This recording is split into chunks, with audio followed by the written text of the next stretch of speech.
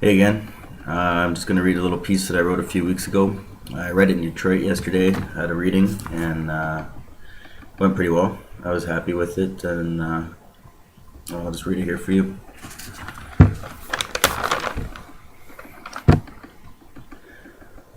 Locked up in this hotel room of gloom and dust, I sit and stare at the chipped eggshell paint crackling off the wall.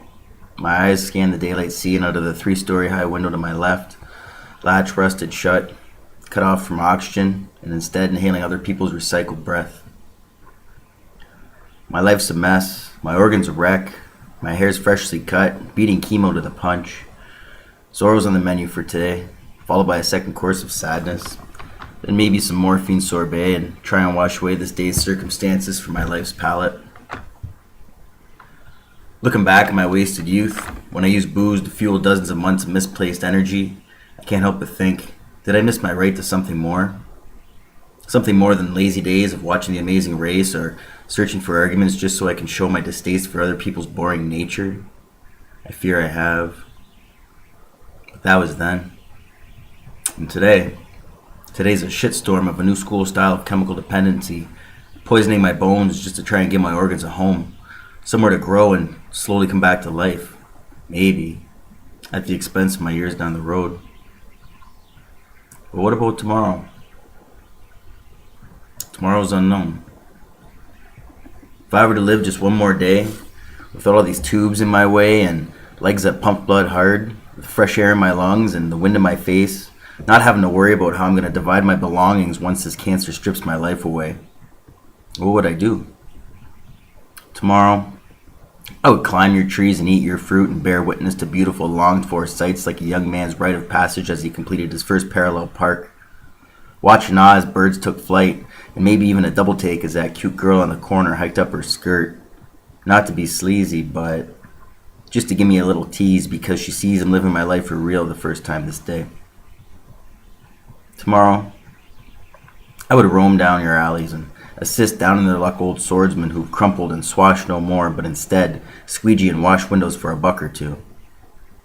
I would share a bended knee and look them in the eye and extend a helping hand, help them stand on their own 2 feet, and eventually see them dance down this trapeze that is a hard luck knife fight, but instead it's turned into a warmed up kite runner kind of come from behind victory as we shake hands and I let one tear shed for this man who went from castaway to master of his domain.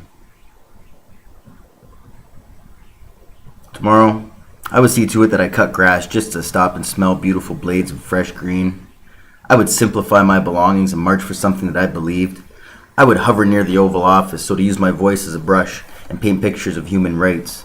Use the curb as my easel and the air as my canvas and shout until my lungs gasped democracy and my heart pumped freedom. I jump into Lake Erie and swim because my arms could carry me, and taste the less than pleasant water as it splashed my face and smiled through it all because I was breathing free and buoyant in my adventure of being alive. Wash up on a beach and find shells to make necklaces, and then scuba dive through underwater wrecks and maybe search the reefs for a mermaid to wed, or light a fire and send smoke signals of prayer for all those dead war victims. Hiroshima lost souls, Vietnam vets that got nothing left, Russian chess masters whose lives are in check because they've lived one-dimensional for too long. I send signals of smoke, of hope, that the world will wake up and stop stoning its innocent women and children, that the missiles will stay tucked in their silos, and instead these button-pushing tyrants might listen to Anis and his beautiful poem Milo. Tomorrow, I will make the most of your rays of light. I will play with childlike ferociousness. I will cast doubt towards hate. I will stop and smell the roses, every single one, tulips, daisies, and dandelions too. I will think about all the poor souls who are being shipped home in crates and the premature babies we have to incubate, and I will play nice and hold hands, and damn if I won't do everything I've never done before. Those things that make life worth living. Those things that make me want to stop my sinning. I want to give a shit.